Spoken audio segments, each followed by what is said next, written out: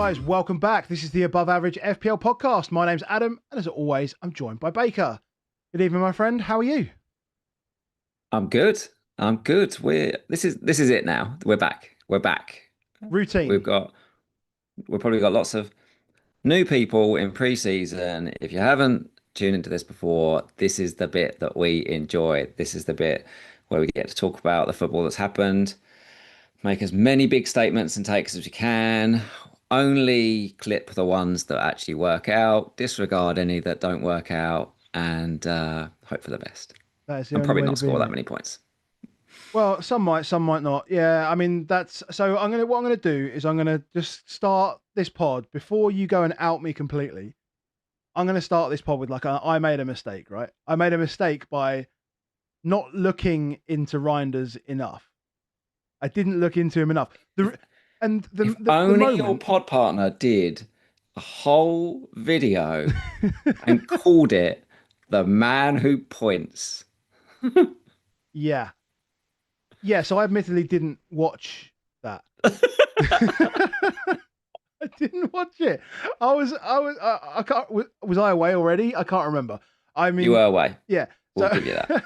I didn't watch it. And as a result, when as soon as he scored those 2 goals against Palermo or whatever, and I sent that tweet, I literally immediately switched off. So he's on the thumbnail, so everyone will have seen the thumbnail. And I was like, is it something to do with the fact that he's like, what's the context here? I don't get it. And you're like, Power Rangers has been like everywhere. And I'm like, I have no idea just because He I haven't invented been it. looking at him. Well, a fan invented it. He brought it with him. I had no idea, no idea. But it seemed to make sense. It seems to make sense. The I made a pointing mistake. bit, I know it sounds nuts. So if anyone ever wants to watch it on our Patreon, we did some free videos in pre-season. And the one that stood out to me, by the way, on the weekend, the commentary seems to have gone back to like Reijnders and stuff like that because like a week ago, everyone has switched to the old Reijnders. We were on Reijnders then, and now we're back to Reijnders again. But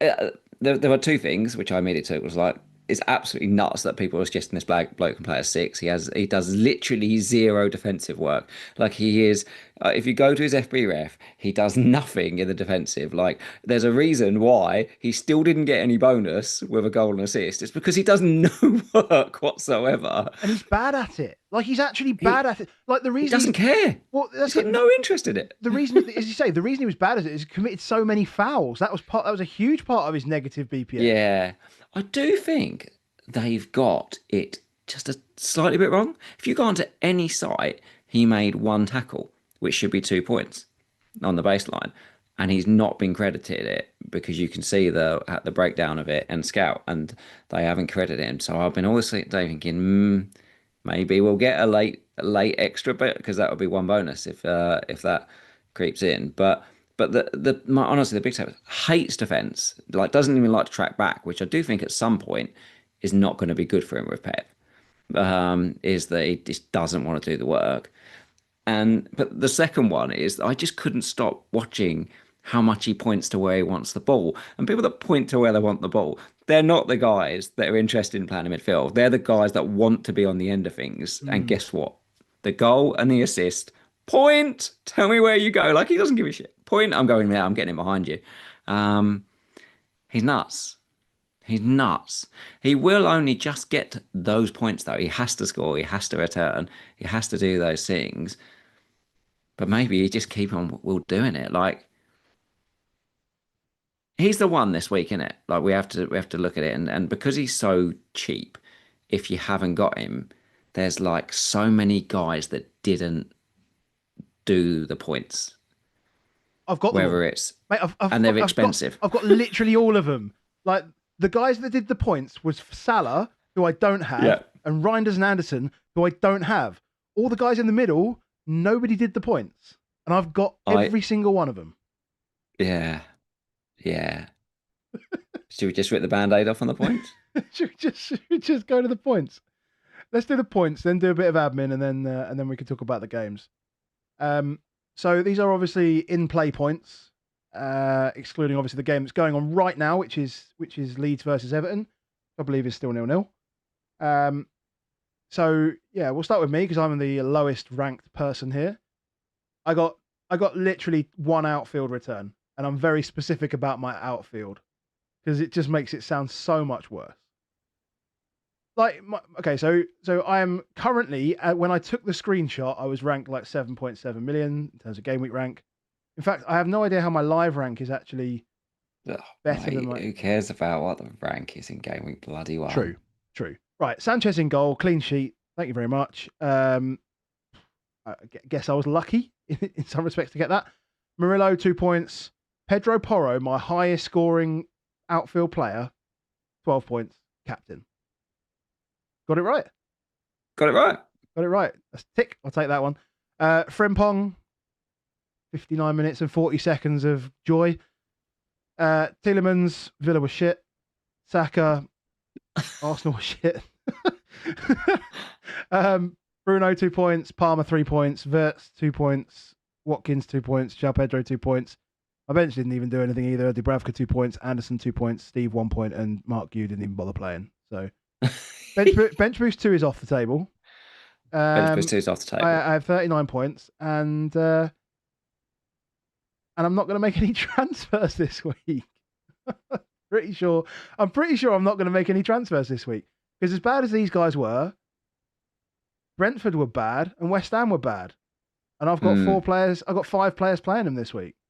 So, what's your immediate thoughts for captain? Saka. Not even up for discussion. Yeah, it's not even up for discussion. It's Saka. Is it Saka because is it Saka? 1, he's playing a promoted side. Yep. 2, Gyökeres was crap, so I'm assuming Saka will just pull rank on pens. And 3, he might not even start, mightn't he? Well, exactly. There's that. And 3, hardly anyone's got him because they've all got Salah. So there's 3 big things there. But it's surely just one of the most points. Or is it just because the least people own Saka? He's got the best fixture. I don't know. Well, we don't know that. Watkins against his old team. Yeah, but Brentford look a mess. Villa were terrible. I mean, we only watched 45 minutes of it, but Villa were really bad. They were bad. Hard to cap Palmer at West Ham now. West Ham were bad. Yeah, they were bad. It's not hard to cap Palmer, but I still think Saka's the best. I think it's easy to captain Saka. I agree. I would. Because look, he right at the end, he was very, very close to being played in. He puts that in, laughing. But we'll see how this next. Yep. We should time to reference. We're 37 minutes in on Leeds v Everton, and it's literally all Leeds. Literally all Leeds. But it is at home to Leeds. It is as you'd expect they would be. So yeah, I think I would. I think I would in your case, Captain Saka. I've not got many more. What have I got? An extra 8-9 points. Sells in goal. So the double wipeout for that pen. Sells and Murillo. Porro. We get our clean for Porro. Yeah, I mean, the double Villa attack of Rodgers and Watkins just makes you feel disgusting this weekend.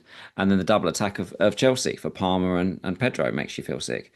I don't know. I do look at those and think, are they? I know they've got good fixtures for a considerable period of time, but it's also a considerable amount of money immediately. You're like 33, 34 million pound of your budgets in those 4. I don't know. But I don't know. But Reijnders, I know, and Mo's Mo. Mo's Mo. So we move on. Let's do some admin, look at some games. Sounds good.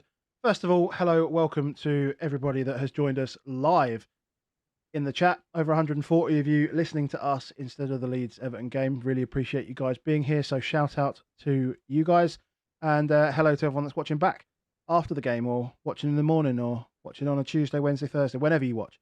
Thank you very much. If you do want to do us a favour, just make sure you do the standard YouTube stuff, the liking, the subscribing, commenting down below. Let us know what you're thinking for Game Week 2 and we'll obviously be running.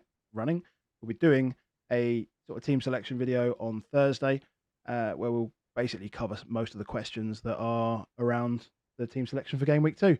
If you're listening back on podcast, do drop a review and comment. You can comment on Spotify now. I am replying to comments on Spotify, which is pretty cool. Please do that for us. Just realised I've left all the teams up here.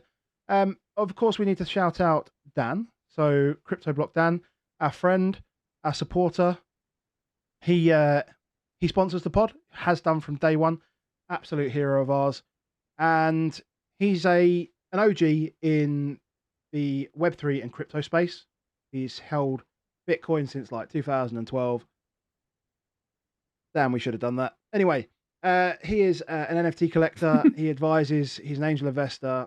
If you want to get some advice from Dan, I mean, he gave out some fantastic advice actually to some guys that he met on Friday at Fantasy Football Fest. If you didn't get the chance to do that, then you can head over to hubble.social/Dan Hybel. That is on the screen, or it's DanHibell. And you can grab some time from Dan. He has slots from 15 minutes, from $40 all the way up to an hour, I think, as well. And you can have as many of those as you like. And as I say, shout out to Dan for supporting the pod. And we appreciate you. We support you. Go give him some love. Talking of giving out love, our patrons, patreon.com/aboveaveragefpl.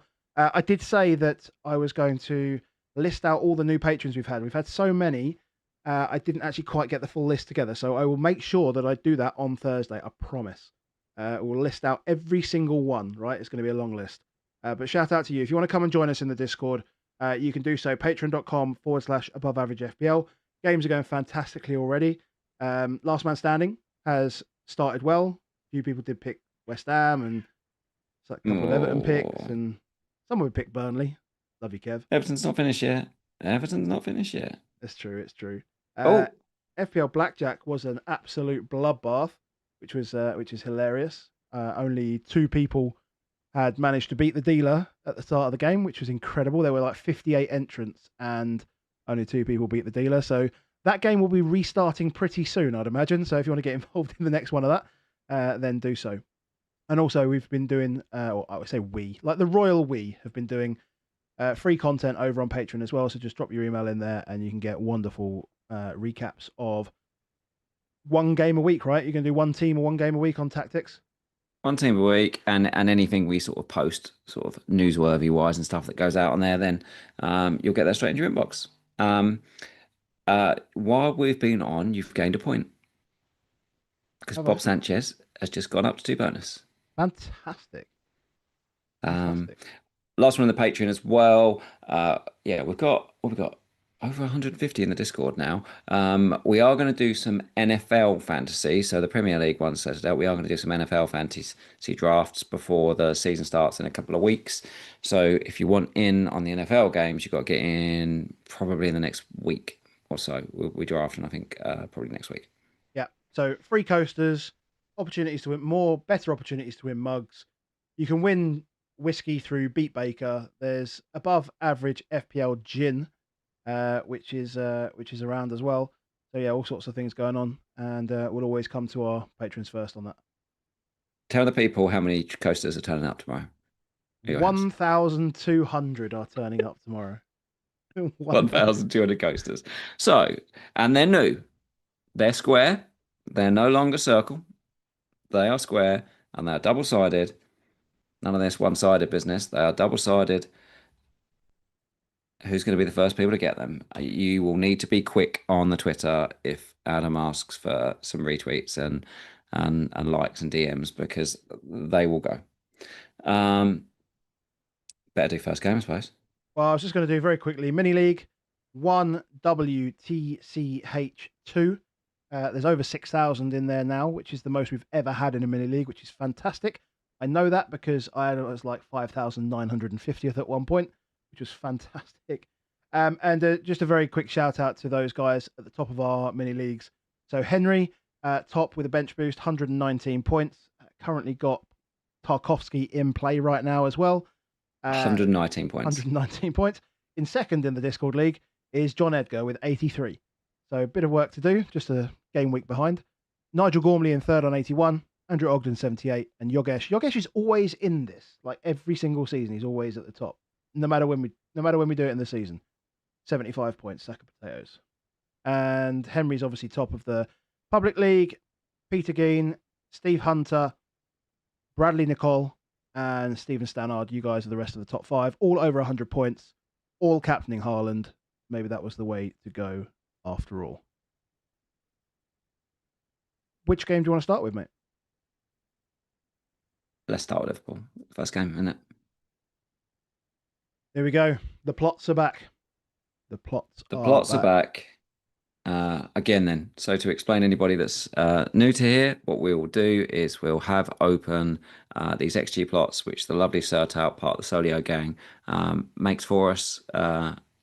And what you've got up the left is the cumulative XG as it accrues through the game, and across the bottom you've got the minutes, and what you'll be able to see is each of the goal scorers and the amount of XG from that chance that they put away. So yes, we have 4-2 Liverpool Bournemouth, 2.21 XG versus 1.7 for Bournemouth. First game of the season. Yeah, emotional thing. But they handled it all incredibly well. Yeah, as just mentioned straight away, the Semenyo thing is just crappy, crapness. But the football is good. The football was great. The football is fun. Football wasn't so fun for you at the last minute. No, I was just going to say. That I'm glad this was the game they had on, because it was the best game of the week. So yeah, that was a useful thing. These Friday night games can be a bit dodgy. Yeah, a bit of an emotional roller coaster for me for the first, and literally until Frimpong goes off, everything was going pretty perfectly. I didn't mind. Obviously, we didn't mind. Obviously, Ekatike and Gakpo picking up goals. That was nice. Frimpong gets subbed 59 minutes 40. I'm standing there staring at the screen, hoping, because I'm chatting away at Fest, and someone saying Frimpong's going off, and it shows you the picture of Endo and Robertson warming up, and I'm like, where's the bench in comparison to Frimpong? Is he on the other side of the pitch? Please say he's on the other side of the pitch. No, he was right next to him. Right there, just what is up? Stands there for a little bit. He stood there for like 10 seconds and then just wandered off. Like, you bastard. So yeah, not ideal. And then Semenyo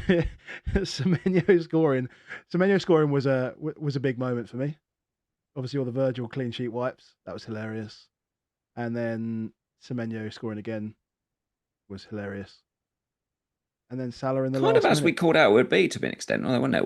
We've expected them to concede. It's almost like maybe pre-season is useful, in that they've looked incredibly open to transition attacks in pre-season, likened them a little bit to City of the last few seasons, where if you haven't got the midfield legs and you haven't got the midfield numbers, you can't afford to turn the ball over playing around the in the 18-yard box. So the break where Mo just gives the ball away, and that's the 2-1, isn't it? A 2-1. That's quite stupid. I don't know. Have you seen the Carragher interview with Slot? No. Oh, it's some pretty tough stuff of like freeze framing it and making him watch it and say, why on earth is that Andy Robertson there at the back post, like whilst you're 2-1 up in the 75th minute, and Joe Gomez is there, why are both your fullbacks in that position at 75 at 2-1 up, like really giving it to him. It's worth a watch.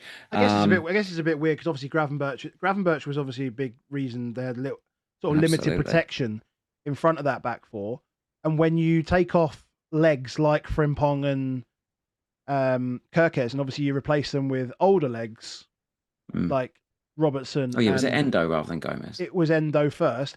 So it was Endo first and then Semenyo scored, and then he brought Gomez on to sort of almost correct that error.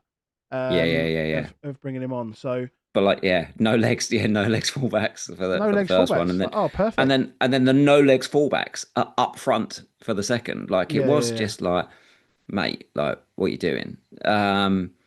So he won't be happy about that. He was quite openly critical about the game that Szoboszlai had. I remember he was. Um, I remember he was particularly critical immediately when he came in last season, wasn't he? Exactly the same way. mm, he was quite critical of that. So that where that all becomes a bit icky is they're playing Newcastle next week. You assume it's Gravenberch and McAllister, don't you? Yeah, there's a David saying that it was paternity for Gravenberch. He's not injured. Yeah, Yeah, yeah. Sorry, did I say he was injured? Yeah, yeah, it's paternity. But regardless, he hasn't had the minutes. You know what I mean? no, But it's enough that he'll come back in. But if Gravenberch and McAllister start in the middle, well, it's then two from three from Verts, Soberslai, and Gakpo. Um, so maybe we have limited minutes again from Verts. Maybe it's 75 minutes and 15 of Soberslai. Like it's suddenly like it ain't going to take a lot for us all to get very, very nervous on Florian Wirtz, despite the fact he's clearly a £120 million brilliant player. yeah, It's not going to take a lot yeah, because you're looking into the games and you go to game week 3 and you suddenly start thinking, okay, I can get away with it. Maybe I'll just take it this week. But now we've got another guy in Reijnders that's cheap as hell. Then you get to game week 3 and you're looking at Cunha, who was brilliant, and you can definitely afford him yeah, at home to Burnley. You can probably, if you've got two transfers by then, go up and do Bruno in if you want that game. Um, potentially Eze's at Tottenham by then. You can afford him if he was the case. Um, there's a lot of different options. Gordon becomes an incredible asset suddenly. I think after game week 2, away at Leeds, it goes on and on and on of these options that if he plays limited minutes or he doesn't do too well, the fire sale's coming because we are ruthless in this game. Well, mate, he's already gone by 250,000. Have already taken him out. Like it's But already happening. yeah, but we're still not so worried about those guys mostly. We're worried about some of them, but it's happening. It's happening. Our friend, I think Ivan last night did first Rangers last night. It was just a case of. It was just. I guess it's just a case of just get him in because he's going to be the Work out what you do with season the 3 the million season. next. Yeah, exactly. And you don't need to think about the 5-5 as long as you've got the best 5-5. Right, doesn't matter about the rest. You can move the rest around. Yeah. And no, but I don't think anybody who takes him out is doubting his ability as a player. Is doubting that he won't be. Like, none of us would be surprised if he ends up in the in the team of the season come the end of the season and that stuff. But ultimately, this game, to an extent, is about end product. And what you're looking at there is Ekatike. Ekatike just stinks of end product. Like his shot volume, his whole career has been absurd. Um, Gakpo is a forward playing on the left, and we know from even his time in Holland where he was getting double digits both goals and assists, like he is an output merchant. Guess what? Mo's an output merchant. So like if you've got three output merchants, Yeah, you can't have. it's You not going to be can't have enough them if all. he's it's not going to be enough if he's getting the odd assist. It's Not not for going to be eight. enough. Not for 8.5 million though. It's not going to be enough, especially without any, DEF CON and all the rest of it. Like you've got to be chugging. I mean, Um, his numbers weren't insane last year either. they're good, They're but good, but you just look at him in this attack and think it should elevate his numbers. yeah, okay, yeah. I liked But it's Ekatike good. though. I liked Ekatike a lot on Mm, Friday. Like it wasn't enough for him to like he's hungry around the center of the box, yeah. but then he even comes in and just makes himself available when he's not got the ball for. It's not like he's not like Haaland in the fact that he'll sit and just wait for something to come along. He'll take 10 touches a game. Like Ekatike just wants to get involved, so he hasn't had the ball for 10 minutes. He's coming in and he's getting involved in that build up as well. And then not only Yeah. that, he's young, right? So he's just making that run beyond again. Mm. He was He's he young, was but great. he's not. But he's not. he's not raw, is he? Like he's played enough No. games. Do you know what I mean? He's not like, oh, first season in. Like we you can feel he's done enough, in his career Yeah. to know his game. Yeah, he's good. It He's made good. me it, Obviously, it made me think like I don't think enough people have him in in their teams. And I was like, we kind of overlooked this 8.5 million guy because we were focusing on the other 8.5 million guy. and just the Isak. It's the Isak. What happens? What happens? What happens? I can't really fathom it. Yeah. But then, I mean, I guess we just wait and see on that. Yeah, I don't know. Is it, let's see. I mean, It's yeah, okay. Just need to what happens remember if he that. comes in. Well, I just wonder whether he is. It's worth getting the information of when there's enough players that somebody misses out, who starts to miss out some more minutes. Yeah. So, is there a world where Szoboszlai plays in the 10 and Wirtz plays on the left wing, and suddenly I'm like, oh, okay, I'm higher on Wirtz than I was before because he's above the pecking order on than Gakpo in that stage. Then I'm like, oh, okay, I'm better. So it's we've got to try and work it the other way around. Semenyo, Evan Nilsson, obviously. Semenyo 7.0. I mean, he always gets shots. He just always gets shots. They're not always great shots, but he always gets the shots. They were both good shots, though. They're both the ones he had here were both good shots as Yeah, well. that's unusual. Normally it's like, Yeah. low, less than 0.1 XG chances, but he gets two good chances and he finishes them. Gets sort of Evan Nilsson's more the decoy type world. He's still got a couple of chances. Like, Evan Nilsson's going to be around. Evan Nilsson is the one that you want actually when they've got a good fixture because he just goal hangs. When it's a game like this, he's not the transitional guy that Semenyo is. Yeah. What do you do about Frimpong? There's Stash? no, no. I think just leave him. I think play him actually because because Slot said that he brought him off because he still needs him. Like he they were 2-0 up. He brought him off because he still needs him. Like why he couldn't Mm. have left him on for another 20 fucking seconds, I don't know. But just I think he's okay. But obviously with Newcastle being next up, I'm in a really awkward spot because it's like, do I play Porro or do I play Anderson? Though Man United look good. Do I play Steve? Sunderland look good. They look fun. Sunderland look really Mm. buoyant and quick. So yeah, I'm not sure. I'm not sure. There's I'd have probably no, better. I'd There's have probably no better issue money with spent. burying him, but I'd bury him rather than sell him for sure. Yeah, I mean, he's still going to be needed. I don't know. I don't know what Conor Bradley's like return is like. Well, we'll get more information. Yeah, I had So it's not FPL related, but I was with I was with a mate last week watching the Super Cup. It's kind of related to what's on the screen.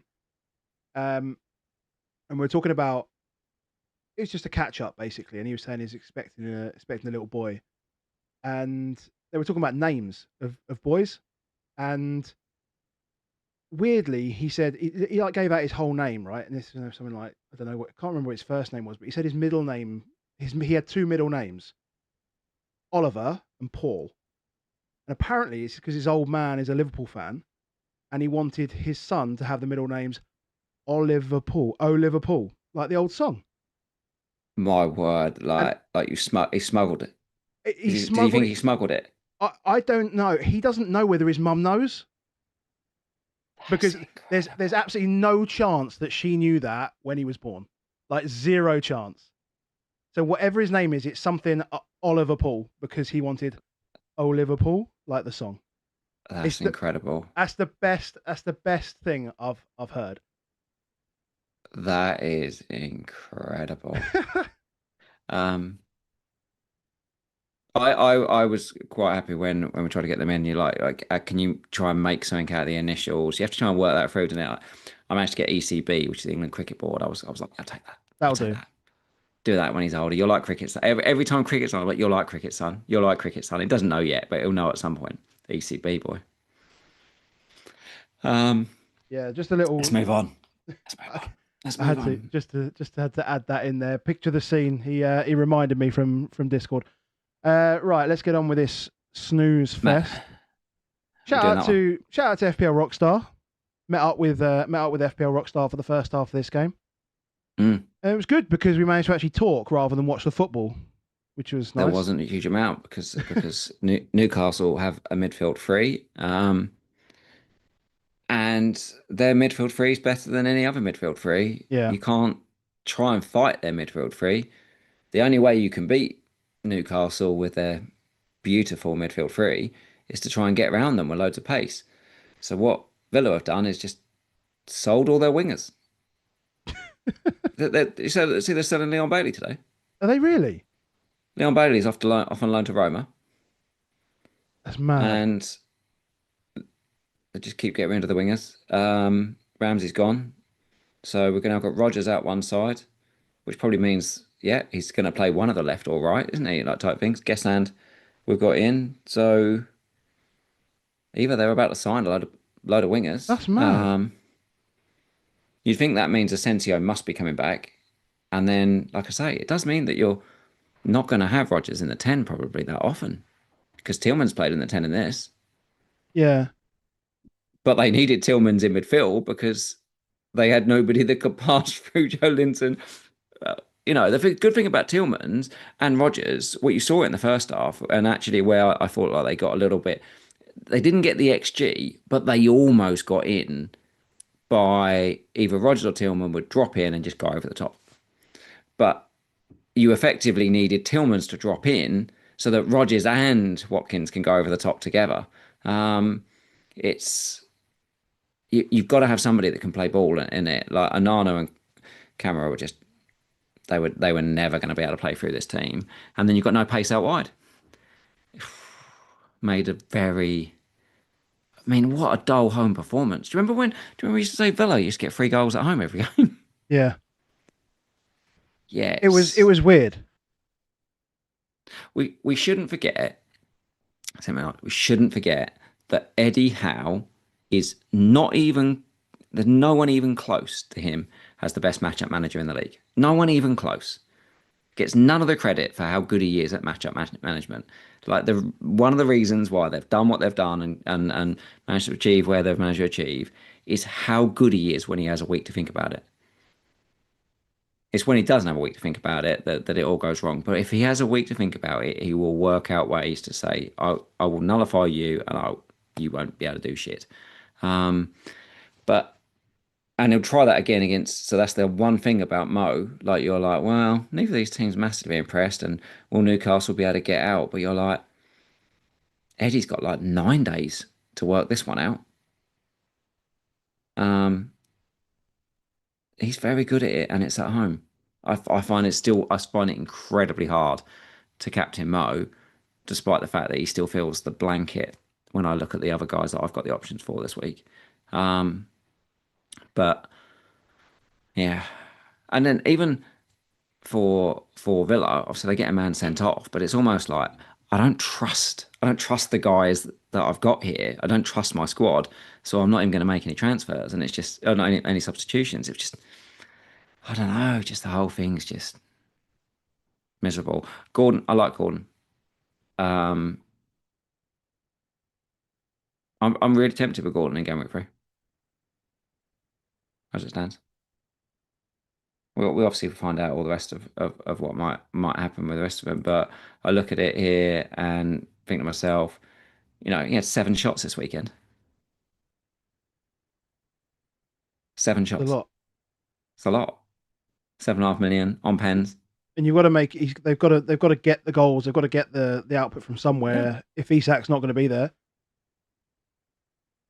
yeah, I find it difficult I thought to see where Elanga else looked they're like going to. I thought Elanga looked like he should be there. I thought it was as in it felt like a good fit. Well, that's the first chance was his, wasn't it? So the very first Yeah. chance was his. It was a good save actually.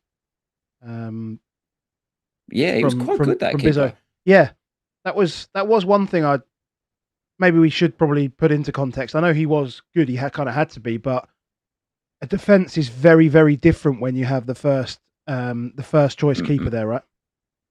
Yeah, I just Very different. they've got 2 guys that can ball in Rodgers and Tillmans. You want them on the ball, and you need one of them.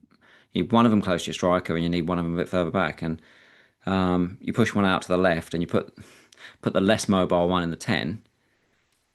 I just, for me, that's not a recipe for good creative play. So, um, again, guys, we will get twitchy on unless they have a good transfer window in the next 2 weeks. Yeah, Newcastle, you can just wait. You can just wait a little bit, I think. yeah, agreed. Agreed. Where would you like to go to next? Let's do Man City. Let's do Man City. Let's get the free cards, come back to them. Almost click Spurs, huh? If anybody has just skipped to this part, they've gone and thought, I'm going to have a look at the Man City one. We covered Reijnders right at the front early about how a ridiculous player he is. I think the bit that we need to probably just spend more time talking about on this one is how quickly do you break your team up to get Erling Haaland in your team? It's difficult because he starts like last year. I captained him, triple captained him in game week 2 because the fixture was there and it felt the most organised. He starts quick every season. So Just remind again for new people, what rank were you after game week 2? 10k. Yeah, I can get there. I can. It is possible. It is possible. Maybe not from where I am right now, but you never know. But what I'm saying is, like, again, like the rank isn't everything of that stuff, but it did work. Like, as much as we're like, oh, okay, those Salah guys come up on us. But when the team is all about Haaland and it's all trying to feed Haaland, it's pretty good. Yeah, We two were all XP pretty is a lot. comfortable. We were all pretty comfortable paying the money last season. And he got 2 XG, and it looked all about feeding Haaland. Yeah, but Like, then I know he's playing would you us, take but Salah? Would you take Salah out for him? Because that's the only way, is it not? I mean, well, unless it's it's the not. easiest way right now. But you have got to think about: is Ollie Watkins worth 9 million? Is Cole Palmer worth 10.5 million? Yeah, Is Bruno Fernandes worth 9 million? Is Saka worth 10 million? Like that, we've all got some other guys that like right now. If I drop if I go Palmer and Watkins to Elliot Anderson and Erling Haaland, do I feel like I'm winning? I mean, if you had like this is it in game week 1. If you had Salah, Haaland, Anderson, and Reinders, you've beaten my team basically. Yeah, just swap. And next week, if that you wanted to do that, you could just do that. Just swap. Just swap Palmer and Watkins to Haaland and Anderson, and jobs takes care of itself. Yeah, It's really that is going to be popular. Like if he braces against Tottenham, that is going to be insanely popular. If people are wild card right now, it's like the first 2 things I do. But what we will say, Watkins has got Brentford, who just conceded 3, and Palmer has got West Ham, who just conceded 3. So let's take another week of information before doing that.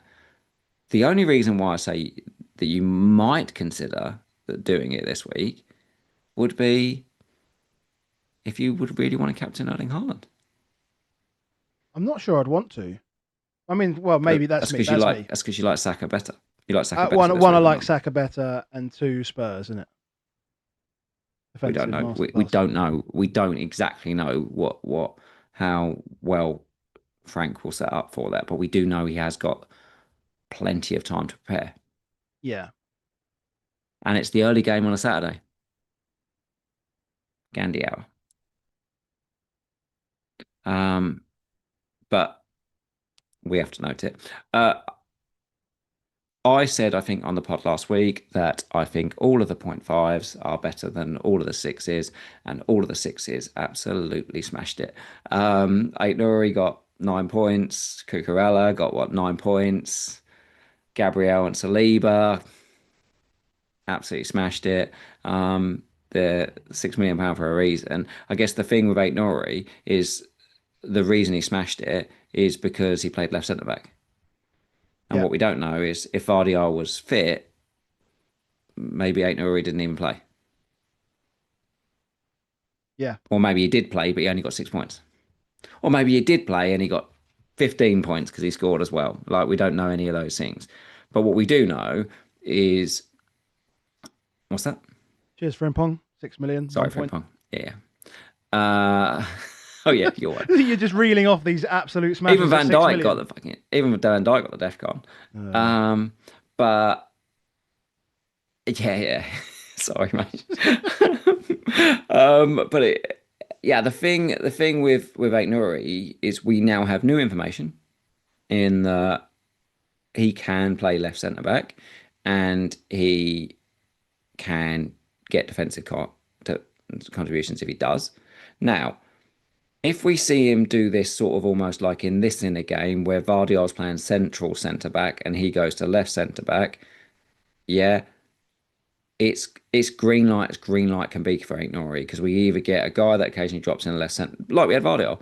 He's a guy that drops in and then he's much better on bonus, much better on DEFCON, or he plays as a flying left winger and then he's fantastic on everything. yeah. So we are very close to greatness, but we were also, oh God, what if he just didn't play next time that happens? And then suddenly it's like, it's still fragile. So I wouldn't do Frimpong, for example, to Ait Nouri this week, but I definitely think we've got some information to sort of gain on. Cool. It's probably all I got from it. Marmoush, obviously, if you did start with Marmoush, Let's get Raiders. just get Reijnders. Let's Yeah, I get would. Raiders and move on. In all honesty, if I had Marmoush, I'd just go get Reijnders. Yeah. I think that's fair. Is there any goals in this Leeds Everton game yet? I don't think so. God, I mean, I'm sure the chat will I'm, tell us, mate. The chat will tell us. yeah, I'm not unsurprised. Um, People are talking about Endai Defcons, so it can't be that exciting. Blimey, It that's the says world we're moving to. halfway to Defcon. Half. You'd like to be halfway to DEFCON. It's about 55 minutes in. Yeah. So yeah, Man City takes Haaland good. I'd have no issue if anyone owned Haaland captain this weekend. I just wish In fact, I Turkey played a bit probably more. would. Yeah, that Cherky, I do think there's a reason why both Cherky and Reijnders didn't play together, is that you've got two guys that aren't interested in defensive contributions. If anything, that's the one thing that might occasionally cause a problem for Rangers. They might just go, well, sub him off and bring him on. So I've only got one guy on the pitch that doesn't give a toss about doing work. Yeah. But let's see that when we see it. Okay. Let's 3 o'clock? let's say again. Should we do the 3 o'clocks now? Yeah, going back to the 3 o'clock. So I was going to do Sunderland West Ham. Is it Sunderland are fantastic? Is it West Ham are terrible? Or is it a bit of overperformance either way? Bit of over and under. I think it's a bit of over and under here. I think, yeah, I think the Mayenda and Ballard goals are two great headers. I don't think Hermanson got a bit of crap for his whole performance, but I don't think he gets near those anyway. Isidore goal is just crap goalkeeping, so that is what it is. It's a wrist saver. We as old as Tottenham fans, we are used to Hugo Lloris trying to save goals with your wrist, and by trying to flick balls with your hand and your wrist. Occasionally, you will look like you've got lettuce hands, and you'll occasionally look like you've got very, very short arms, like your arm starts at your elbow. And that is what we decided to do for that third goal. Like, it just looked like he had the tiniest arm, didn't he? Because he tried to use his hand, and it's just get in the way of it, mate. Yeah, exactly. Disappointing for him, because he definitely one I admire for 4.5, but you look at that immediately and you're like, oh, no. You are another one of those away from Areola coming back in the team. Yeah, after all that. I mean, West Ham being completely toothless up front was a bit of a surprise. I thought Sunderland attacked really, really well, actually. Yeah. Thought Dingra was great. Thought Mayenda was great. And they've taken advantage of a situation where they've got a home fixture against a mid-table to bottom half kind of team, which is kind of where we'd expect them to be. and they've taken full advantage, and they've got points on the board. They'll be going into Burnley this weekend. I think a lot of people were looking at, let's triple up on Burnley. Like, Huge. Now I that think, game. yeah, I'd be looking at this the other way around, thinking if Gear had started, you know, and played well, I mean, you're automatically thinking that you'd almost like want to triple up on Sunderland instead. They've signed a few good players here. Sunderland could be fun, and it looks They like certainly have. they've gone this like they've gone these like big. I mean, I say look big old school. I mean, like Ballard is like the epitome of like your Lewis Dunk type centre Did you back. have to get his photo from the FPL page because there's no other option? All photos are coming from the FPL page, mate. We're professionals now. That's how it works. Yeah, yeah, We're not yeah. snipping anything anymore. That's fine. For for Sunderland, because their forwards are scoring, chances of them making a change at the forward is pretty slim until they stop scoring or stop winning. It's difficult to go somewhere else on it. I do think, look, would I Marco in Spain just asked about Dingra. I just wouldn't go near any team that's accumulating less than one XG in a game. That's like I don't think we need to be messing with attacks. You need if you're going to get someone from there, you almost want the. Still probably look at more like Xhaka and think maybe he'll get the DEFCON and just scab a few goals in or hit a few screamers. It wouldn't be a dinger for me at all. If my ender just ends up being nailed at 5.5 again, okay with it. But yeah, just in general, you're like, right, we've got a team that only created 0.7 and won 3-0. That's bad for both teams because it's also the fact is that West Ham, when it wasn't like the home team absolutely destroyed them, still couldn't turn up the heat. It couldn't turn the pressure on these guys. They couldn't make them feel it. They literally flatlined after it. You've seen Diouf in the first half almost score Yeah. clearance off the line, but as FPL guys, we look at that and go, oh, I almost got my points for that. But we can't not notice the fact that whenever they wanted to, they just played it over the top down the right hand side, knowing that he would be nowhere near it and could just get in whenever they liked. Like that, I think it was the second goal where they did that, just literally just humped it forward. Oh yeah, I'm in. Um, it's they. There's a problem there that potentially at some point they'll be like, well, we can't play him in some games. Now, that might be okay because you might not want to play Diouf in most games. You only might want to roll him out occasionally when it's a very favourable fixture. But they haven't got that many favourable fixtures. No. So they're going to come up Can't go against. buy him now. No. No, because Can't go buy him. he's just about to come up against Pedro Neto, Dan Ndoye, who started obviously well, then Mohamed Kudus, and then Ismail Assar. Cool. Yeah. Have fun with that. Kudos is going to love that, isn't he? But yeah, no. And obviously, what you've also got is what if Potter gets sacked? What if Potter gets sacked and the next guy goes, you know what, I'm a straightforward at the back guy, and he's done. What do you do then?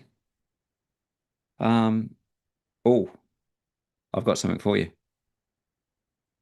Have I got another bonus point? I've got something for you. Please tell me it's another bonus point. FPL Calais says we're going to have to go to Arsenal next. Massive news regarding the Saka and Gyökeres penalty taker situation for FPL. Gyökeres will be the penalty taker for Arsenal season, confirmed by D. Christopherson. Who's D. Christopherson? He's a Swedish reporter. Apparently, the decision was already made. I love it. Your brain straight into. I am not having that. I am going to go out of my way to besmirch D. Christopherson, and I'm going to end his life. I've never ever heard of him. I've never ever heard. What's of important?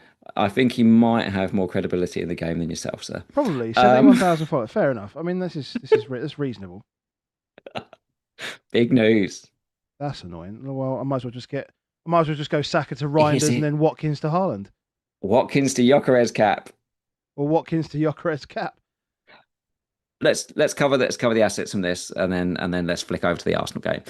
Arsenal, well, I should call it the Man United game when we get there. But Bowen early chance was not huge in the XG, but it he doesn't need a lot from it. It was a pretty decent chance, and I'm like, right, again, scores it. Who knows how this game was? I don't think I changed any views on myself of Bowen. I thought it was a bit expensive, but I kind of got it. Fulkrug, you are starting to get a bit wincy on that one. You're starting to look a bit squinty and thinking, oh my God, what have I done? Diouf, I think you're playing him as little as you can. And that's it, That's it. basically. Good takes. Yeah. Seb Stafford Bloor, he follows this guy, so I trust he's all right. I had to go and find out. I know you do. United v Arsenal. United v Arsenal. You watch it? Oh, you were travelling, No, so you were just caught up on it. 12 Yeah, hours of driving. You were travelling. So from what I saw from the highlights, like, and I know, let's caveat this by saying highlights are highlights, right? But it was basically like a video of Man United. Basically, what it was, Calafiori scored, and then it was just Man United chance after chance after chance. It is so many times they managed just to get in behind, and there was a lot of bouncing balls and all this sort of stuff that they were a bit unlucky with. Boomer obviously had a couple of chances, and but yeah, just did really well to get around Arsenal's midfield. Like, it almost didn't exist at times. Like, Bruno would find Dorgu nice and easy down the left-hand side. I mean, I saw that, obviously hits the post. There's quite a low XG chance of that, but that's good. That's good. Like, Mason Mount was good. Like, and it was something that sneakily he'd had a half decent pre-season, right? Maybe something just to be aware of, that it's not just going to be Bruno in that space. It's Mount's going to be in there and around there as well. I'm not saying that Mount's going to be a world beater, but my only, before we go, how good Man United were, because they were the better team, and we have, again, one game samples in terms of what we're seeing. Do we think that Man United were the better team for 75 minutes, certainly, of the game? Yes. Do I think that game state is something that is completely not mentioned? I don't think I've seen anybody say, oh, by the way, that Arsenal were 1-0 up for all this time, that Man United were really good. No one mentions that point, but that is a thing in football. Do you know what I mean? You've got the lead at Man United, and you're really bloody comfortable because you're Arsenal and you're a stinky, stinky team, and you love to play stinky. And who's to say that if they hadn't scored that early goal, that they do let Man United accumulate all this? Maybe they just go and beat them. But that's not what, because football is, the score is quite important occasionally to how you end up playing after it, and they know what they're doing. If you look at the chances, so if we just go from I'm 1-0 up to the end, where's the good chance? We can say it's a good save from Raya, but it wasn't a good chance. It was Cunha, like, on a ridiculous narrow angle, hitting it directly across him. Like, it's a good save, but it's not a good chance as such. Like, they did keep them relatively restricted, and the only time where I felt like it was going to happen for Man United was the lumping into the box, and either the ricochet will drop or they get the penalty. And they were 100% looking for any penalty they could possibly try and get at the end of the game. I don't think it was a penalty on Cunha. That's my feeling on it. Is I do feel it's a guy of, like, I'm going to plant it and turn. It's not a challenge. There's no challenge that's been made, is my feeling on it. I don't know. I might have Tottenham tinted glasses on it, but Saliba goes to Tottenham ground. tinted and owning Bruno. But Saliba goes to ground.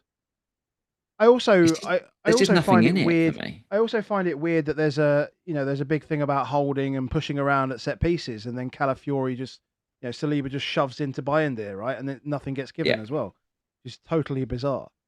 Yeah, the holding, we'll use it when we want to use it. We'll find a reason to say the gay goal. You know It's what I not going to mean? go. It's not going to go straight up. We're just going to phase it in, which means what we're going to do is we're going to completely ignore this bit of it, the first game week, and then we'll do it in game week 2. So it looks like we phased it in. Phase it Perfect. in. That's how you do the sustainable world that our friend Mr. Webb talked about. What's a load of But you're nonsense. right. There was very little really in it, but I felt like I'm I was I, very I okay with. I'm not overly. I wasn't overly fussed. Maybe like last season, I'd be even less fussed. But like Yeah, after what's said, and then it's like, ah, well, you just didn't apply it then, right? Okay, cool. yeah. Thanks. And That's let's be helpful. fair, this is the bit that is weird. We saw soft penalties elsewhere this weekend. Yeah, yeah. Like the penalty, the other penalties that happened this weekend, they were all pretty soft. Is the Cunha one? If the ref gives it, it's not getting overturned back the other way, is it? It's No, being given. no, I agree with that. Is there a huge amount in that than the Jorginho one? Not a lot for me in that between the two of Yeah, those two. yeah. So I mean, Um, I guess in that sense, I'm fine with like the ref sees it, doesn't make it, doesn't agree it's a penalty, and then there's no change. mm. Okay, fine. I'm okay with that. It's not much between the Cunha one and Porro for us either. Um, we haven't gone back to Spurs yet, but yeah, no, Yeah, that was a heart and mouth but moment. there's huge positive. Number one is Cunha. I thought he was just comfortably the best player on the pitch. Um, I would say for Man United, the huge negative was Bruno Fernandes. I thought Bruno Fernandes was a problem. Only beaten to the worst player on the pitch by bringing on Ugarte, who is the worst player in the league, if not the pitch. You can't play Ugarte. He can't play games. They need Casemiro. Casemiro is fine, but Ugarte can't play football. Like not against good opposition. Like it's too easy for them. He'll do just crappy things. But Bruno Fernandes was just too easy to get round because he wants to be on the ball, so he wants to move and stuff. Like Odegaard was just like, okay, you're going there, are you? I'll just push it there. I'll go push it there whenever I've got it. Like, I don't think you, I don't think they can do a two-man midfield of Bruno Fernandes and Ugarte. So then they've got to try and work out what you do. I don't see that forever. Like they've got to be incredibly dominant in games, incredibly dominant in games. And I know that this will say there was a little bit dominant against home to Arsenal, but not like as in cutting people open type games. No, Um, I I mean, I don't, think I he'll, don't. I think he'll have more joy. So I think that's a fair yardstick to put him on. But we're also, and I'm trying to defend Bruno in some respect here. The You don't play with performance three was playmakers in one team, though, do you? Like no, no but the team performance is the plays with. performance against these guys. But when they come up against, say, Fulham, and then game week 3, then it's probably okay.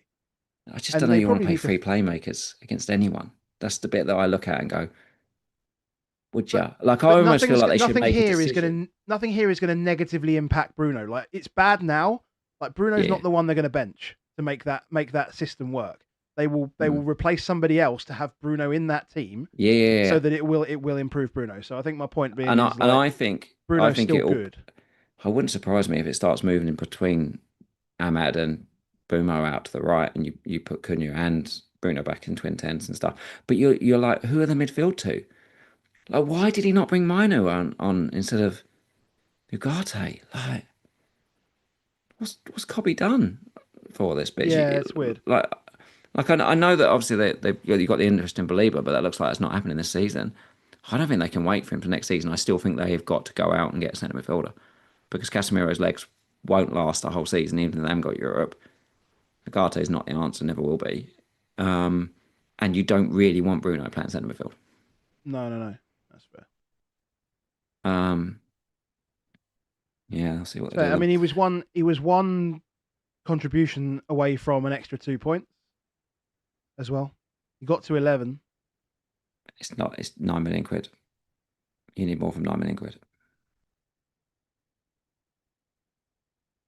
Yeah, You need more from 9 million quid.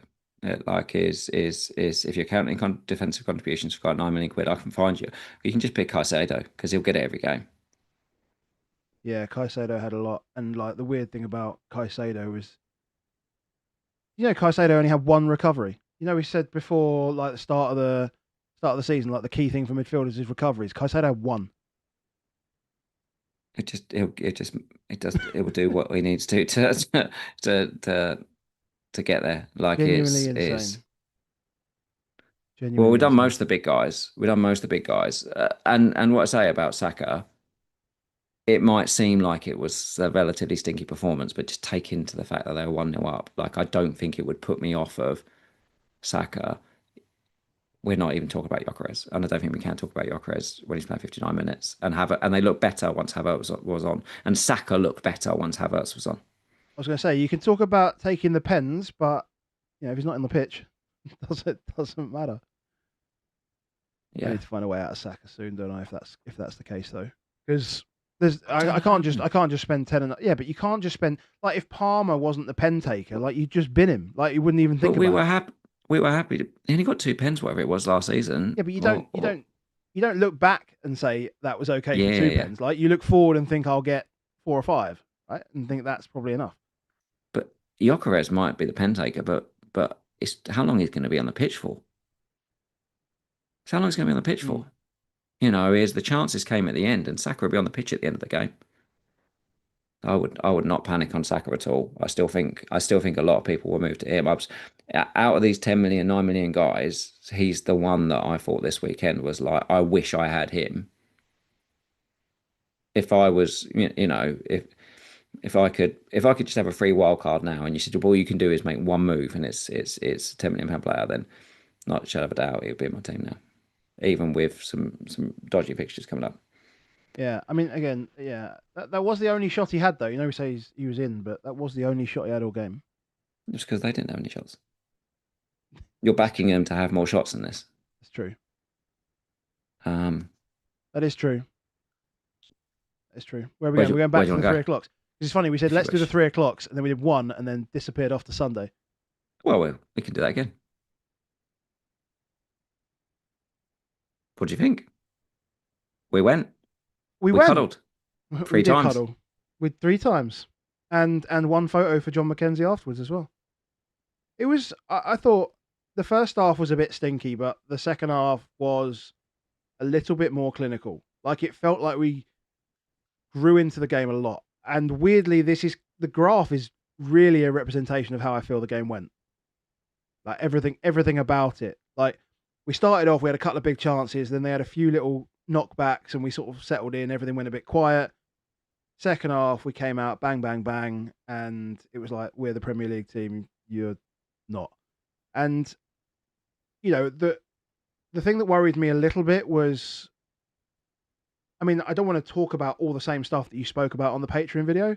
Mate, about 12 people watched that video. So the beauty of doing these Patreon videos is she's talked to about 12 people, and then that's out there. So we can't assume that people have watched it. They can go and watch it if they want a bit more context and a bit of video and all that stuff. But we have to talk like we haven't had that video because this is all we got.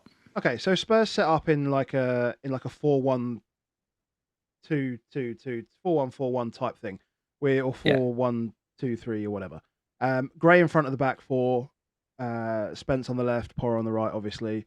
Quite wide centre backs, with Gray dropping in when he needed to. Brennan Johnson on the left.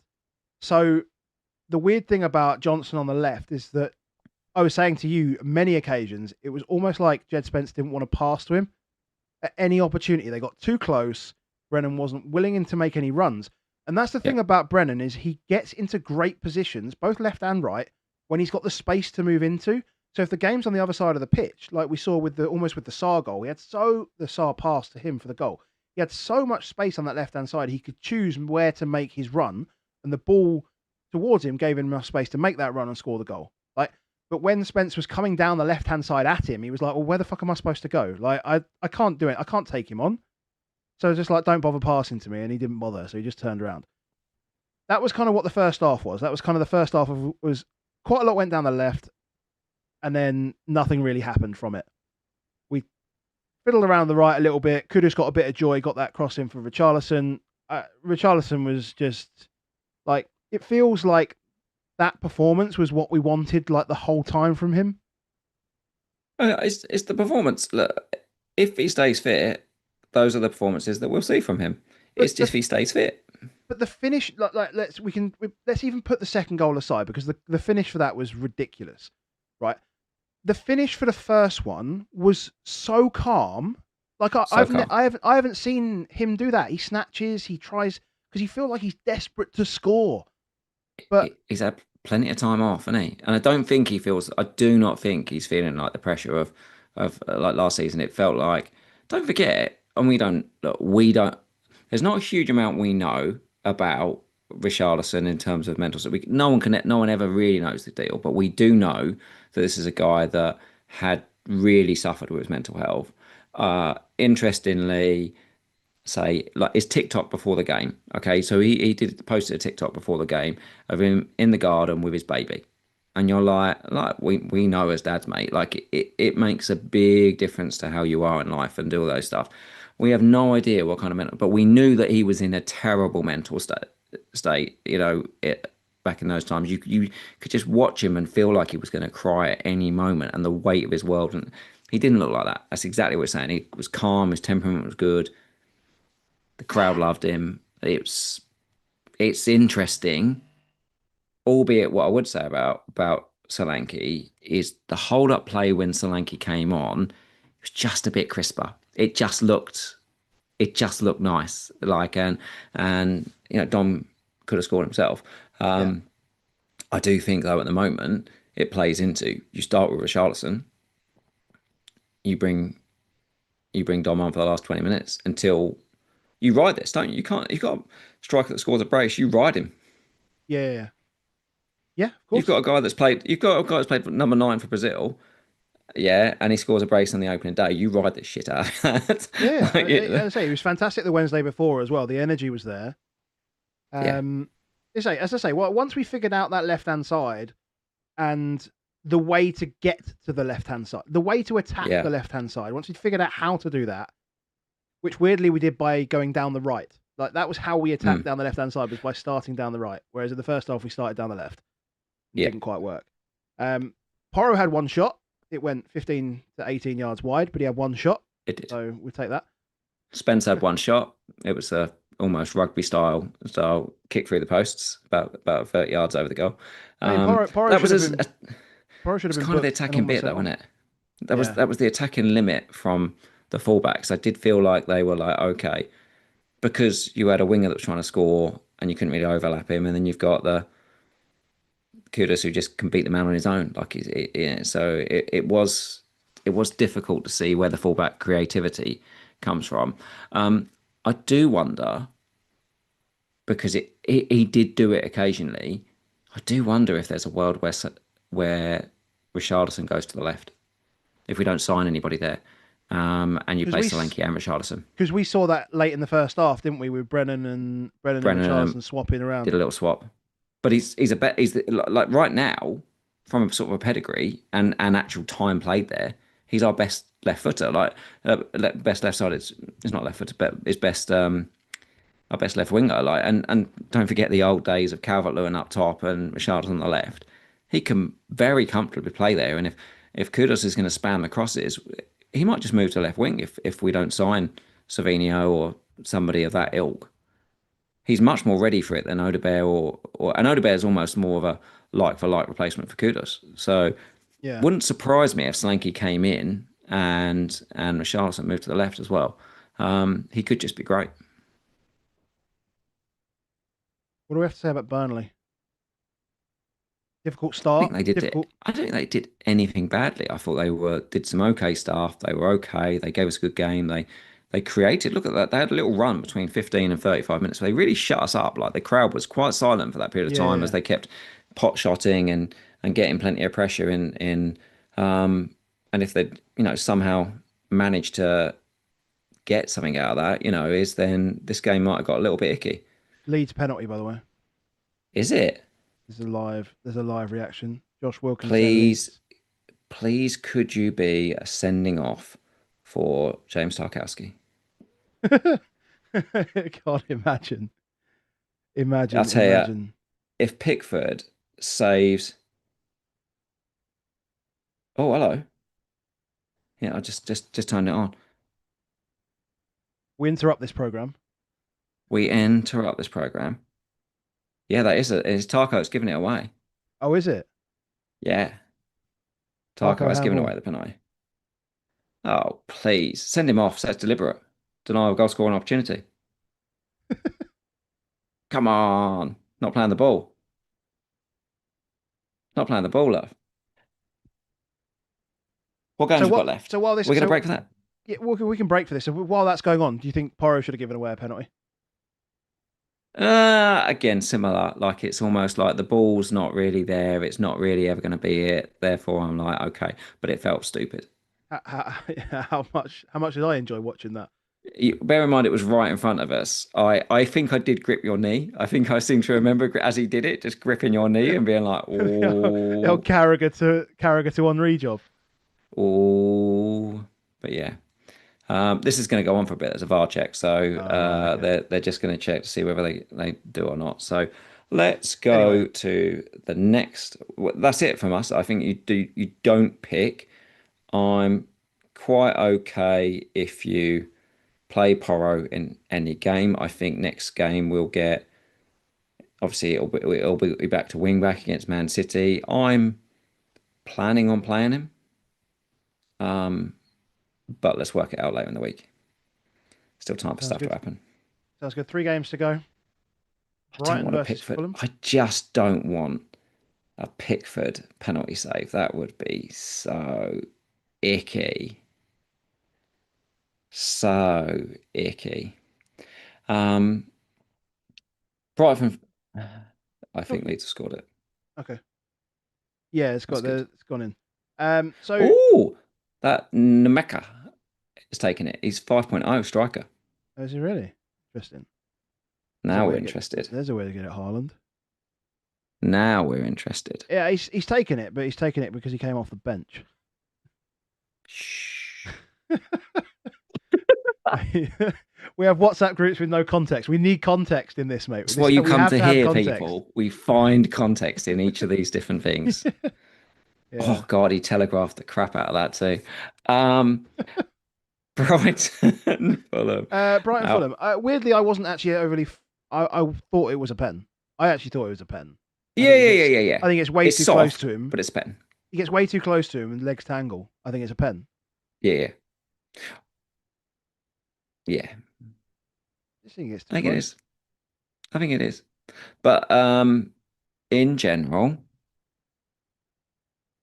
no, I'm not no. interested in either. Like nothing really interested me at all in this.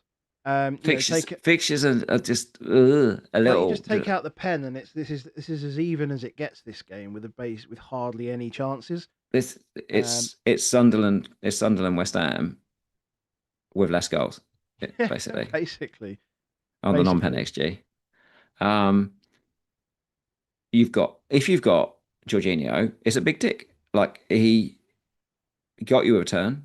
He's cheap. He's in midfield. You take it. You ignore the fact they went off in 68 minutes. You ignore the fact that Welbeck's still there, and you just go fine. But you don't go buy him yeah. because their fixtures are pretty ropey. If you've got Anderson, you look at it and you go, what do you get to? 8 DEFCON? I only actually Yeah. looked at I players think he got to 8 in a game which that got there. didn't bother with attacking. So I'm like, okay, if he gets 8 DEFCON with a game that doesn't attacking, I can play him. Yeah, 8.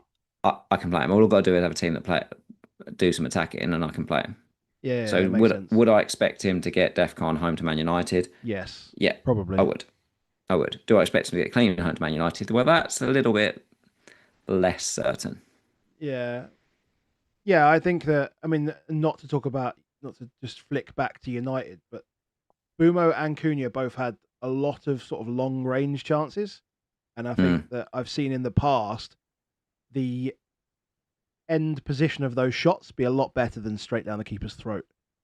yeah. If you know Are what you I mean. saying they're overperforming XG merchants? Yes. Yeah, they can. Yes, yes, Yeah, exactly. yeah. So yeah, So fine. fine. Obviously, if you were a Brighton fan or you owned De Kuyper or owned Verbruggen, you would be gutted to concede a late one. But like, this is not Brighton's first rodeo. This is been around for a long, long time. Do you remember the times every week where Brighton would be tweeting the XG philosophy about, oh, we won that again, but we conceded. That's just always been the deal with Brighton. That's why people struggle with Brighton defenders.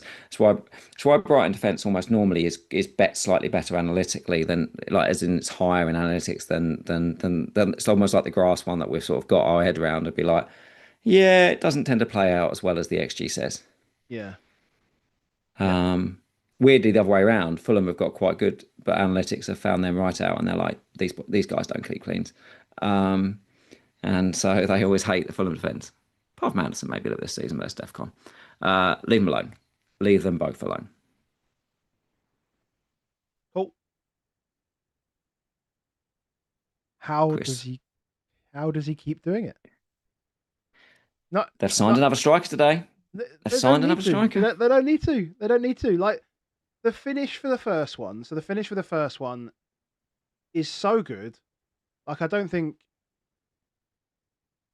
to have the awareness and the composure just to literally just do a sort of a mini high volley loop volley over the top of everyone rather than just try and smash it.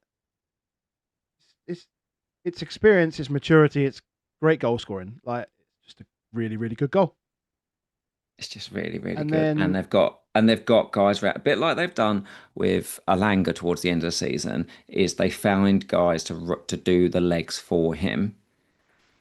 I think that that there's an argument that Nuno is doing with Chris Wood what Slot did with Salah. There's an argument to it where last season he's realised I made him do too much work for too long. If I want to get the best out of him, I need more legs in him. And unfortunately, Nuno realised that maybe halfway through the season last season, and then he had to bring Alanga in the middle to do the running. But by that time, Chris was so puffed that it was like he sort of stumbled through the last 15 to 20 games.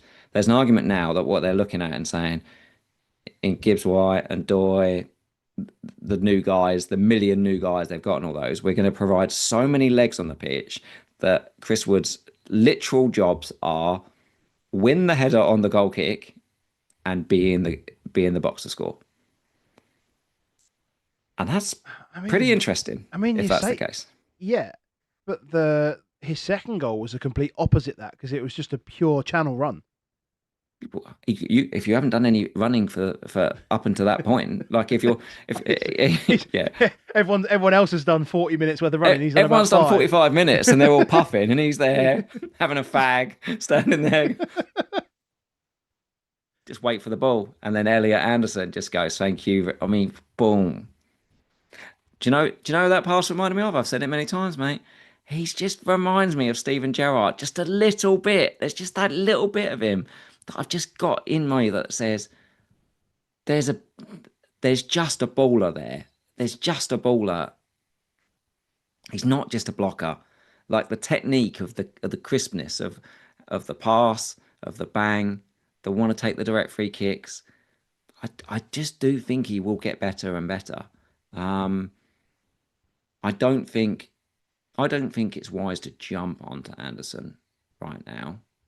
Um, I'm not even sure I'd 100% put him in my team if I was, because I still don't think you want two 5.5s, but maybe you do. Maybe for two 5.5s, take this money out of these midfielders and get Haaland is the way. Like those people that have done that are on 90, 100 points this week, so they're definitely telling me how to play the game. Mm. But long term, I still don't think I want two 5.5s at the moment. But I could come around to that in a few weeks, 100%.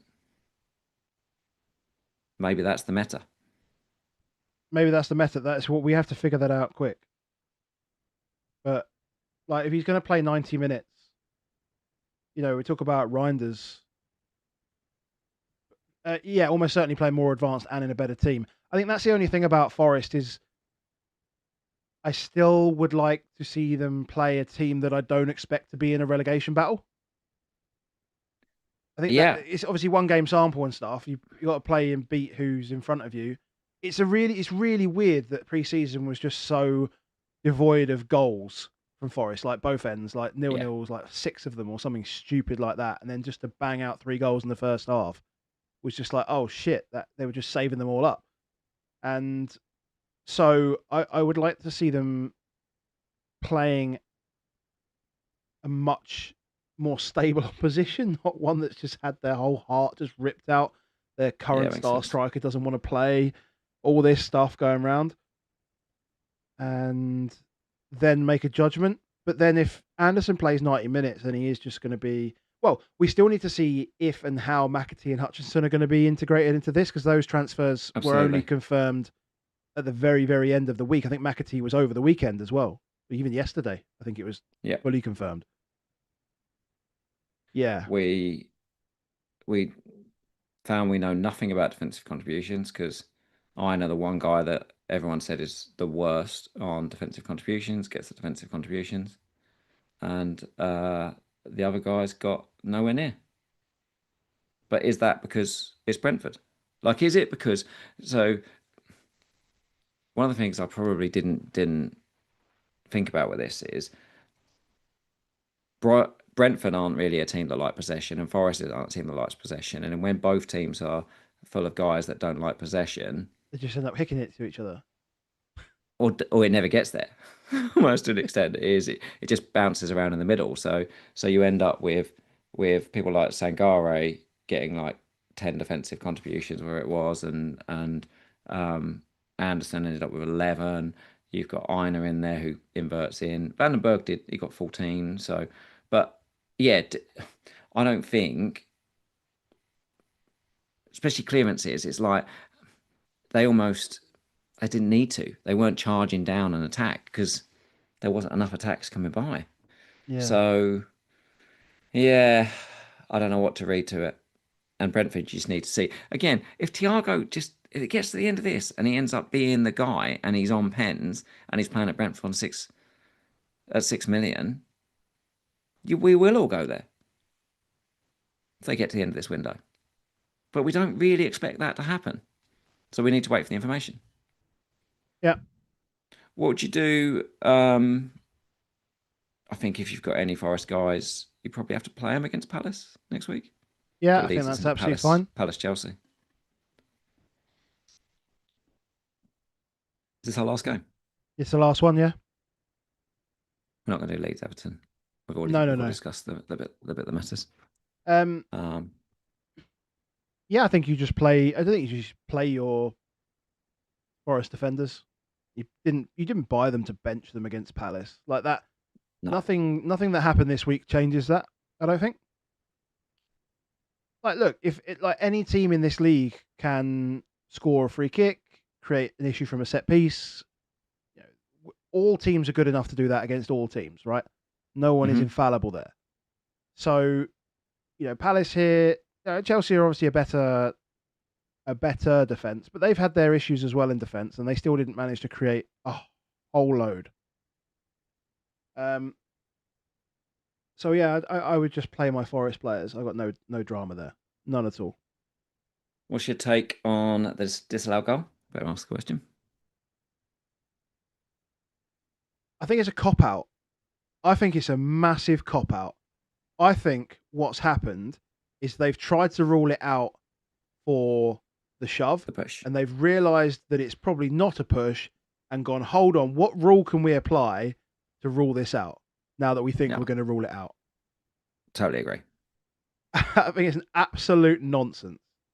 Totally agree. Totally agree. Like, They've tried, and they've literally been like, what do we say? Oh, lads, I'm on the speaker. I'm on the speaker. I've got to call this out loud. Can you give us something? exactly. Roll 17B of the What? bylaws.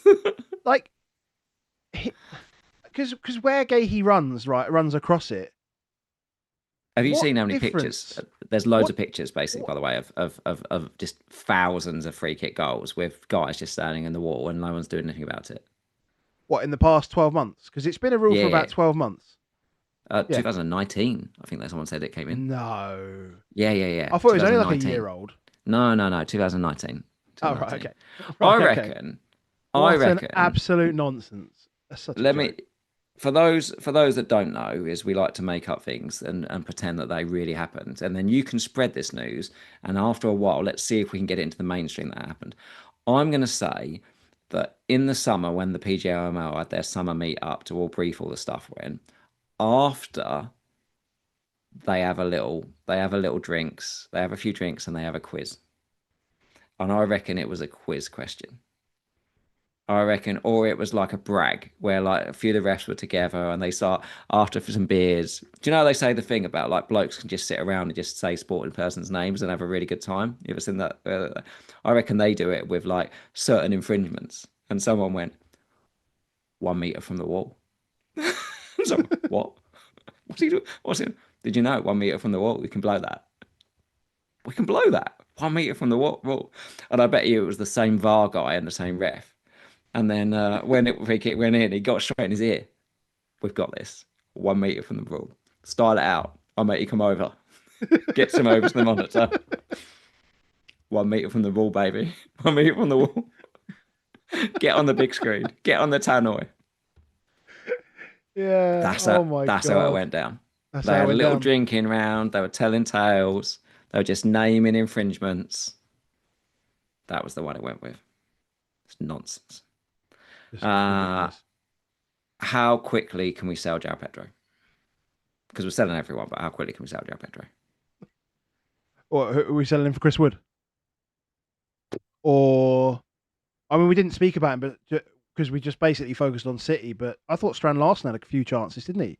I like Strand Larson a lot. He looked decent, and he looked We didn't more. talk about him at all. That was No, that but was a mistake. we looked more mobile. I felt than he did last season. Although maybe it's just because Cunha's the most fluid player in the world that he looked like a robot.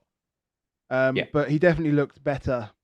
He definitely looked better against City, and when you play like that against City, then that's good. Yeah, I mean, I haven't, I've seen the incidents, but the incident was the entire highlight, really. So I haven't mm. really seen anything from João Pedro except he didn't do anything. Right. So how the quickly ever. can we sell him? I think we can sell him pretty quickly. Um, I mean, I I saw he has two shots, has a big chance, or got close to a big chance. if I asked you now though, right, come end of the season, who scores more points, Cucurella on the screen right now, or João Pedro? What would you go? Yeah, probably say Cucurella. I fucking would. Yeah, yeah. I would.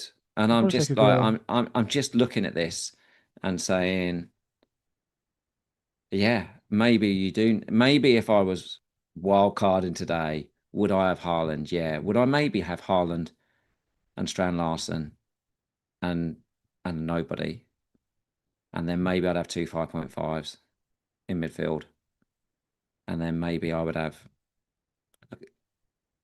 some good guys like Cucurella, maybe a couple of the 6 million guys. Probably would. Probably would strip it out.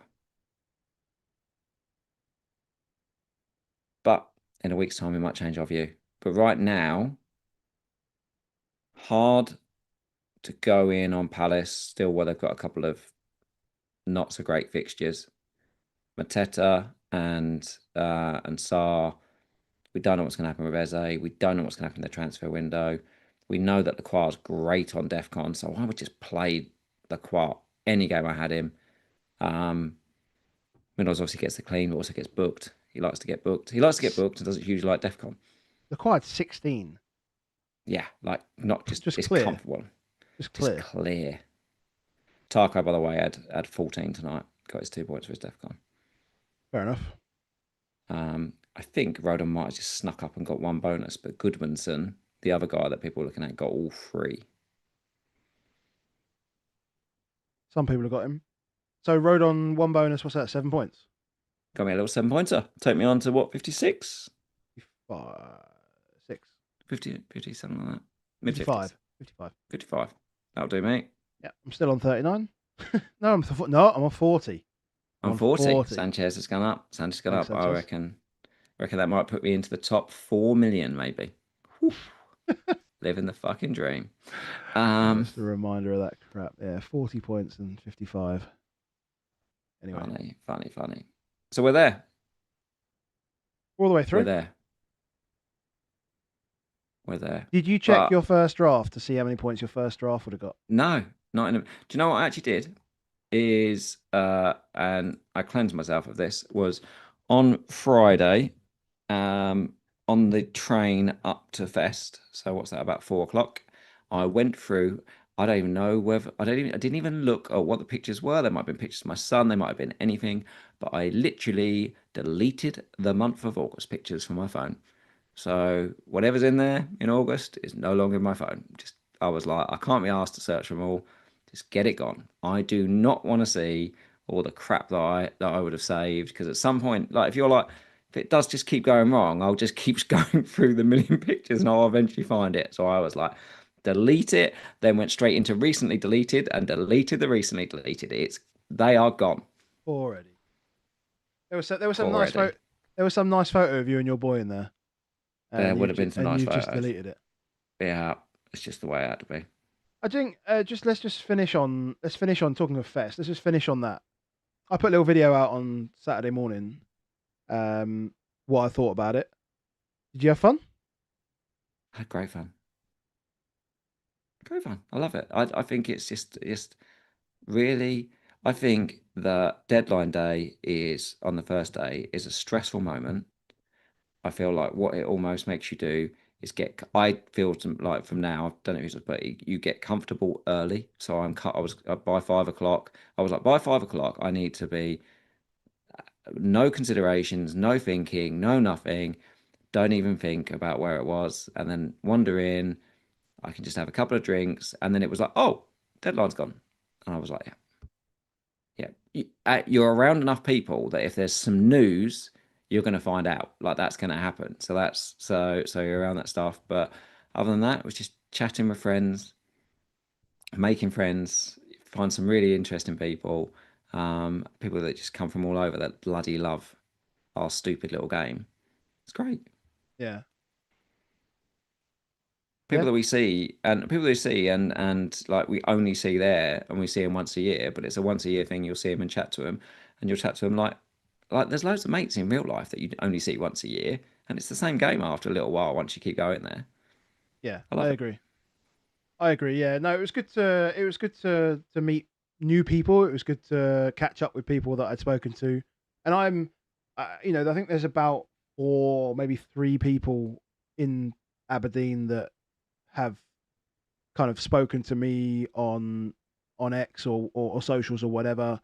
Obviously, shout out to Roy who's in the Patreon, and so yeah, I don't speak to many people about FPL outside of the guys from work and stuff like that. So for me, yeah, it is a good opportunity to come down and have a chat and see people, meet people, and talk to people that I speak to pretty regularly, right? You just Yeah, speak to them pretty regularly, and that can be a combination of, just saying hello to guys like Louis. So Louis was in the chat earlier. So Louis came down with his old man John, John who'd won FPL in like 2009, 2010. We ended up out with them boys until like 1:30 in the morning, which was carnage. I say carnage because I you didn't weren't drink even it. drinking, I mate. weren't even drinking. So yeah, mate, that wander back at like 2 in the morning with you steaming like trying to eat a kebab was a wonder. That's the Um, world. but yeah, It's the no, I world. mean the whole It's the thing. I way it thought should be. it was well organised as well. I thought it was well organised. So I think a shout out to Ed and to Janny and to anybody that was involved in organising it. They can be a pain in the ass to organise. We've tried to organise stuff. They can be It's pain in the ass hard. to organise. It's hard. Um, and yeah, I enjoyed it. It was good fun. Be there next year for sure. I'll be there every year. For sure. So yeah, so that's us for this week. We will be back on Thursday. Game week 2 team selection. If you haven't done I'm so gonna already, I'm gonna go on. go tomorrow night, and have a chat with Johnny and Trout, the Solio. I want them to try and educate me on Solio and the world of it, because I'm not very good at it, and I'll bring the grass. I'll bring the grass. Sounds good. Yeah, so go and check out Baker over on Solio Analytics. Shout out to Surtout for turning around the XG plots pretty quick for us today, which was amazing. And yeah, thank you all of you guys for watching, just being with us, joining us, and chatting with us. Giving me crap for my team. I was going to say one thing. So I can't even shoot at Harry once without. You literally cannot miss with Harry at all. What? I cannot believe. Yeah, let's tell that story to finish that off. You took Harry on Saturday. So Harry tweeted when Reijnders pre-assisted the goal for Haaland, and he was like, Harry said, if he keeps doing that, he's staying in my team. So I went, how many points does he get for that? Immediately went into the underground. Yeah. Came out of the underground. Lost signal. Came out of the underground, and he's got a goal and an assist. The goal was literally 60 seconds after I posted that reply. Absolutely phenomenal. Your face, because obviously I had the goal notification, so I sort of I said, by the way, it's you were like, and I didn't know you tweeted Harry, and then you were like, what? Your face? You were like, oh my God, happened? I haven't been able to delete it. I haven't been able to fucking take it down. I'm in trouble. You don't take Harry on. Do not take Harry on at any opportunity. He only had Salah on Friday, like no other Liverpool. He just had Salah.